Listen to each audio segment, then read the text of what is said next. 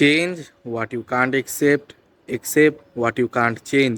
এটার মানে হলো যে জিনিসটা আপনি চেঞ্জ করতে পারবেন না, যে সিচুয়েশনটা আপনি চেঞ্জ করতে পারবেন না, যে জিনিসটা আপনার হাতে নাই সেটা আপনি একসেপ্ট করে নেন যেটা আপনি চেঞ্জ করতে পারবেন না।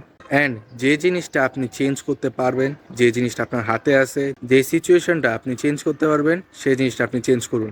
এখন এই উক্তিটা আমাদের জীবনে কোথায় যাইতেছে? রাইট নাও ভূমিকম্পের আশঙ্কা চলতেছে। এখন মানুষজন সারাক্ষণ সোশ্যাল মিডিয়াতে শুধু ভূমিকম্প ভূমিকম্প ভূমিকম্প করতেছে, এইসব লাইক সারাক্ষণ শুধু ভূমিকম্প নিয়ে পোস্টিং করতেছে, এই সে হ্যান ত্যান কথাবার্তা।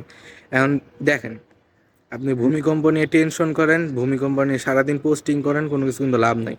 এই সিচুয়েশনটা আপনার হাতে নাই, যে সিচুয়েশনটা আপনার হাতে নাই, যে জিনিসটা আপনার হাতে নাই, ওই জিনিস না টেনশন করে কোনো লাভ নাই। কিন্তু একসেপ্ট করে নেন যে ভূমিকম্প হতে পারে, বাট যে জিনিসটা আপনার হাতে আছে, এই ভূমিকম্প অনেক রিজনের কারণে হতে পারে। এর মধ্যে একটা হতে পারে এটা আমাদের জন্য টেস্ট আল্লাহ তাআলার পক্ষ থেকে, এটা আমাদের জন্য একটা টেস্ট হতে পারে আল্লাহ তাআলার পক্ষ থেকে, আমাদের ইমানের পরীক্ষা, আমরা কতটুকু তাওয়াক্কুল করে আল্লাহর উপর ভরসা করে থাকি। বা এটা আমাদের পাপ কাজের জন্য হতে পারে। হাদিসে বলাই আছে যখন সমাজে পাপ কাজ বেড়ে যাবে তখন ভূমিকম্প আসবে।